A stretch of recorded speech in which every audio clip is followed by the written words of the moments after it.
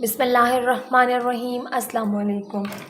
Class 11 exercise 12.3 में आपको करवा रही हूँ। 12.3 के जो आपके पास क्वेश्चंस हैं उनमें आपके पास जिसमें सोल्यूशन फाइंड आउट करना था प्रॉपर्टीज़ का यूज़ करते हुए विद इन द इंटरवल, तो मैंने आपको वो 1 से 10 तक पार्ट्स करवा दिए हैं।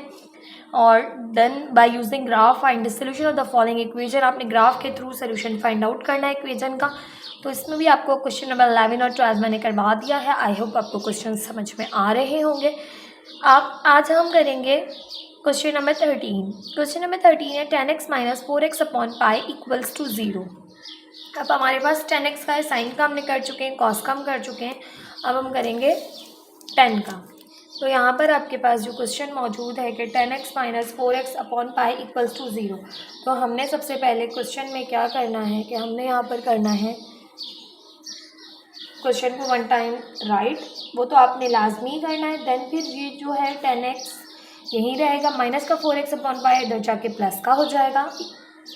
ठीक है, 0 ख़त्म हो जाएगा। 10x is equals to plus 4x upon pi. अब आपने करना है let y is equals to 10x and y is equals to 4x upon pi. इसको इक्वेशन 1 का नाम दे दें, इसको इक्वेशन नंबर 2 का नाम दे दें। ठीक है, अब आपने इक्वेशन 1 का सोल्यूशन फाइंड आउट करना है। Equation 1 implies that y is equals to 10x। x की वैल्यूज़ आप पुट करेंगे और y की वैल्यूज़ जो है वो फाइंड आउट करके यहाँ लिखते जाएंगे। ठीक है, इसी तरह इक्वेशन नंबर 2 में भी आपने इसी तरह से करना है। y is equals to 4x upon pi है, तो आप x की वैल्यू पुट करते जाएंगे और y is equals to 4x upon pi की वैल्यूज़ आपके पास आती जाएंगी। ठीक है, नाउ अब x की क्या क्या वैल्यूज़ हम पुट करेंगे।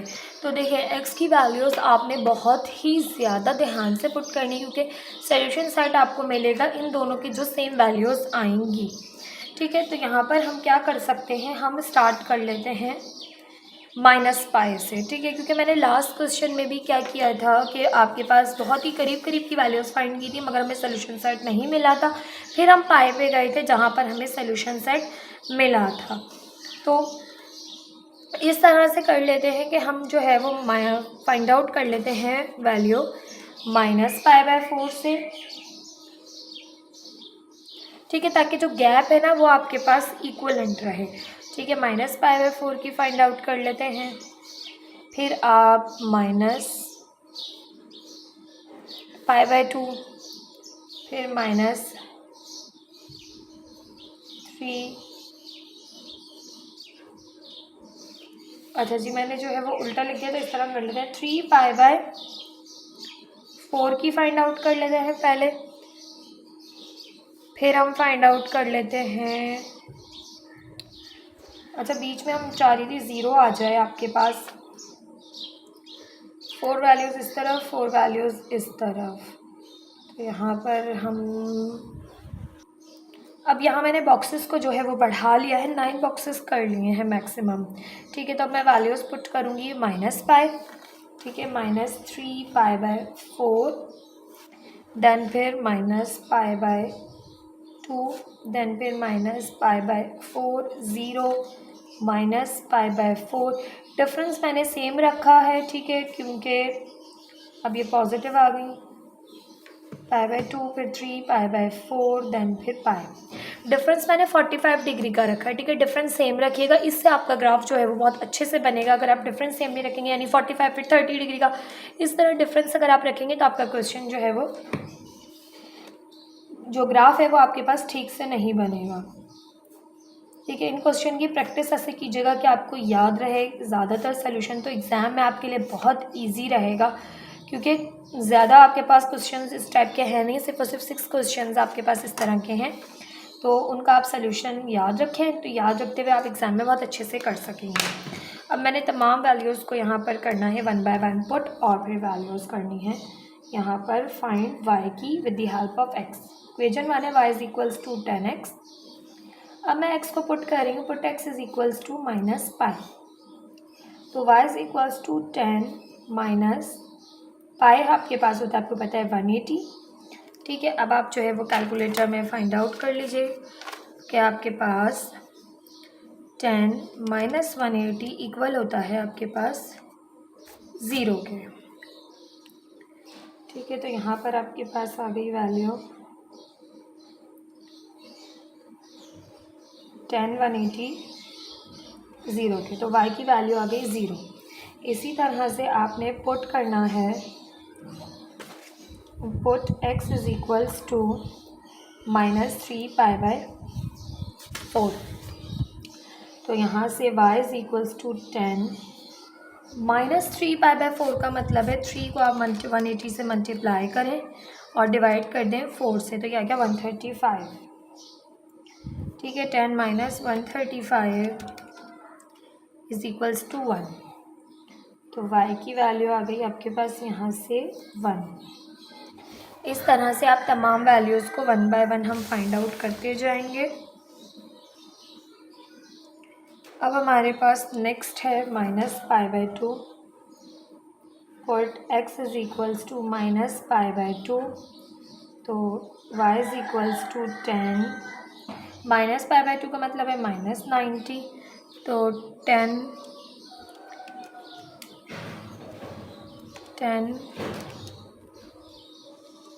1090 आपको पता है कि 1 के इक्वल नॉट डिफाइंड होता है, तो 1090 पे कोई भी वैल्यू जो है वो आपके पास आ नहीं रही है।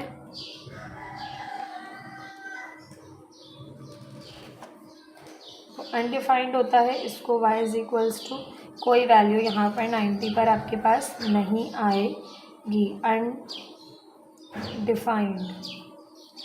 अब पुट करेंगे, put x is equals to -π/4, तो y इज इक्वल्स टू 10 -45। तो 10 -45 आपके पास -1 के बराबर होता है, तो यहाँ से आ गई वैल्यू -1। इसी तरह से अब ये अनडिफाइंड है, यहाँ आ गई -1। 0 पे आपके पास 10 0 बराबर होता है 0 के,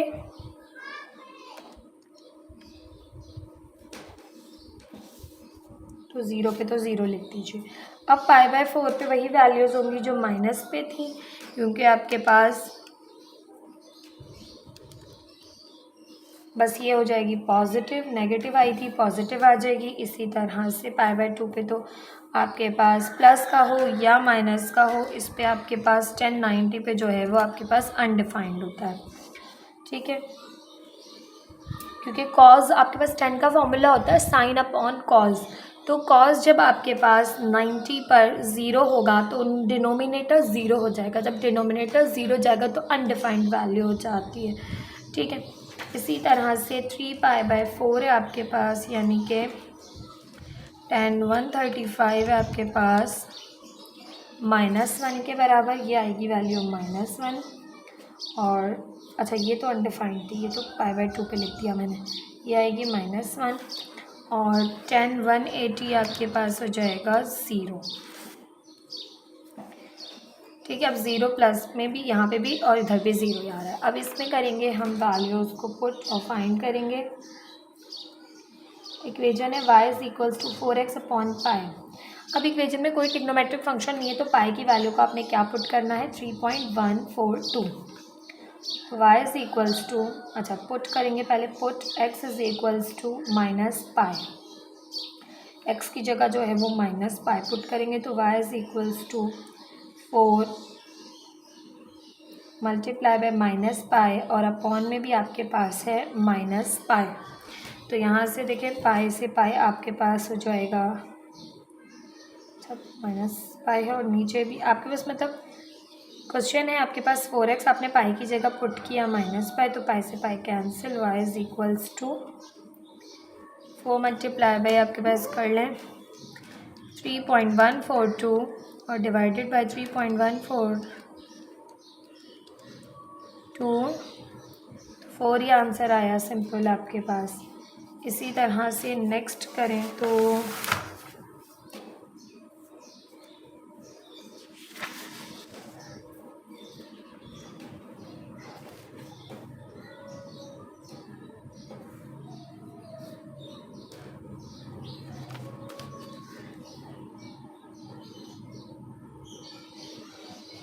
put x is equals to -3π/4।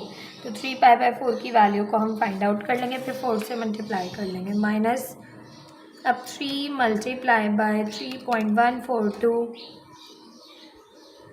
Divided by 4, अब आंसर आ गया 2.35। ठीक है, ये आपके पास x की वैल्यू आई है। तो 4 मल्टीप्लाई बाय 2.356 माइनस का, और नीचे आपके पास मौजूद है 3.142। तो अब इस वैल्यू को 4 से करें मल्टीप्लाई और डिवाइड कर लें 3.142 से। तो यहाँ पे आपके पास वैल्यू आ रही है 3।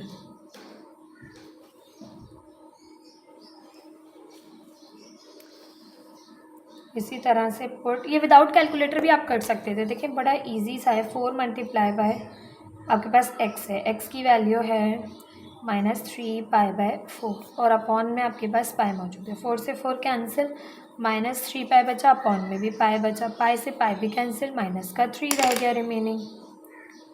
ठीक है, इस तरह से आपने फाइंड आउट करते जाना है। यहाँ पर आपके पास आया था 4 माइनस पाई पे, और यहाँ पर आपके पास आया है माइनस का 3। अब π/2 पे करें तो put x is equals to -π/2, तो y is equals to 4 multiply by -π/2 upon pi. 2 × 2 2 2 4, 2 आ गया आपके पास ऊपर। 2 multiply by -π upon pi, pi से पाई भी कैंसिल हो गया, तो y आ गया आपके पास यहाँ से -2। π/4 पे करें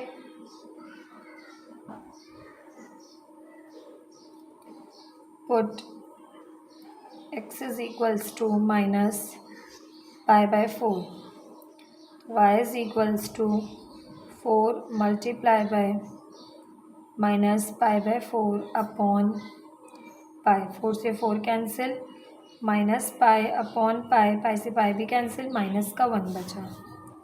तो देखें पहला आपको सोल्यूशन सेट मिल गया। यहाँ पे क्या -1, -π/4 पे -1 आ रहे हैं दोनों। अब है पुट, अच्छा अब 0 है आपके पास, तो 0 को भी पुट कर लेते हैं। Put x is equals to 0, y is equals to 4x है, 4 को 0 से मल्टीप्लाई किया, 4 0 से 0, तो y 0 आ जाएगा, 0 पे 0 आ जाएगा। अब ये सारी वैल्यूज़ यहाँ पर दोबारा से रिपीट होंगी क्योंकि ये नेगेटिव साइन थी। ये तो सिंप्लीफिकेशन उन सब के लिए वही होनी है, यानी इस पर 1 ही आना है, इस पर -2 आना है, इस पर 3 आना है, और यहाँ पर -4 आ रहा था, आई थिंक यस -4 आ रहा था, यहाँ पे +4। ठीक है, इससे फ़र्क नहीं पड़ेगा। अब देखिए हमें सोल्यूशन सेट मिल गया है 1 2 3 तो हमारे पास सामने है सोल्यूशन कि भाई 1 पे -1 पे आपके पास ये क्या हो रहा है, ये आपके पास फंक्शन जो है वो सोल्यूशन सेट दे रहा है। ठीक है, नाउ अब हम इसे ग्राफ पे प्लॉट करेंगे प्रॉपर। अब ये ग्राफ पेपर पे मैंने स्केलिंग कर ली है। ठीक है, ऑन एक्स एक्सिस मैंने π/4 के इक्वल लिया है, और ऑन वाई एक्सिस मैंने 10 यूनिट स्मॉल बॉक्स को जो है वो 1 यूनिट के इक्वल लिया है। ठीक है, स्केलिंग करने के बाद अब हम प्लॉट करेंगे वैल्यूज़। तो -π पे आपके पास यहाँ पर हो जाएगा, फर्स्ट इक्वेशन का करें -1 पे 0, तो -1 पे 0, -π पे 0 हो गया, और -3π/4 पे 1। इसी तरह -π/2 पे तो अनडिफाइंड हो गई वैल्यू, फिर -π/4 पे आया -1।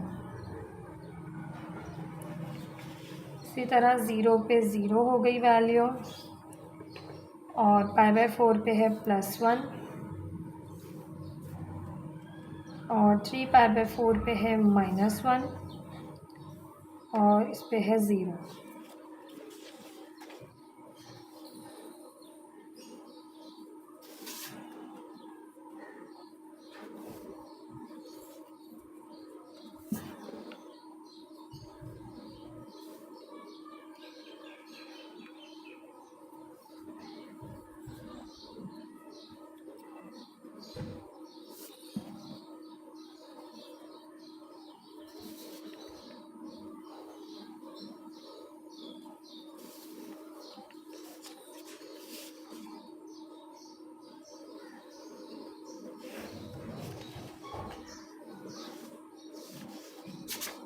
कुछ इस तरह से आपके पास बनेगा। ये यहाँ जाएगा, ठीक है, ये यहाँ और ये यहाँ, क्योंकि π/2 पे आपके पास अनडिफाइंड हो रही है वैल्यू, ठीक है। तो π/2 पे हम बिल्कुल नहीं करेंगे। अब सोल्यूशन साइड देखेंगे कि आपके पास क्या बन रहा है। तो यहाँ पर इसमें है -4, -π पे है -4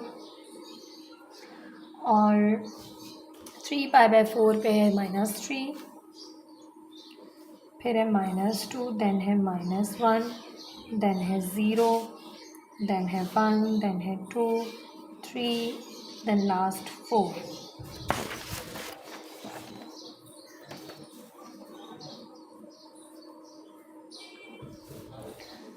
अच्छा, इस ग्राफ में ना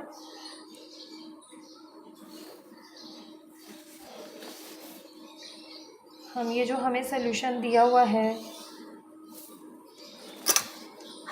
आप जब बनाएंगे ना तो आपने क्या करना है, आपने x की जो वैल्यूज़ है ना वो π/2 के दरमियान की रखनी है इक्वेशन 1 के लिए, वरना आपका ग्राफ कुछ इस तरह से बनेगा, क्योंकि ये मीट ही नहीं करेंगे, क्योंकि ये आपके पास अनडिफाइंड हो रही है वैल्यू, तो ये आपस में नहीं मीट करेंगे। जैसे 10 का ग्राफ हमने पढ़ा था कि आपके पास कुछ इस तरह से था, तो देखिए क्वेश्चन करते जाएंगे आपको भी समझ आता जाएगा। कुछ इस तरह से था 10 का ग्राफ, अनडिफाइंड हो रही थी वैल्यू, अनडिफाइंड हो रही थी वैल्यू, ठीक है। तो आपने क्या करना है, सिर्फ और सिर्फ इसके लिए याद रखना है कि आपने इसके दरमियान की वैल्यूज़ रखनी है, ठीक है। यानी आप रख लें -π/2 से कम, -π/3 और -π/6, इस तरह की वैल्यूज़ इसके लिए फाइंड कीजिएगा, ताकि इसकी वैल्यूज़ जो है वो इसके अंदर अंदर की हों, ठीक है। तो ये थे हमारे पास इक्वेशन। अच्छा, इक्वेशन 2 लिख देती हूँ मैं यहाँ जस्ट, y = 10x और इक्वेशन 1 है y = 4x/π, ठीक है। ये आपके पास आ गया ग्राफ क्वेश्चन नंबर 13 का। वीडियो को लाइक, चैनल को सब्सक्राइब ज़रूर कीजिएगा। वीडियो पसंद आई हो तो कमेंट सेक्शन में भी ज़रूर कमेंट कीजिएगा। मिलते हैं नेक्स्ट वीडियो में नेक्स्ट क्वेश्चन के साथ।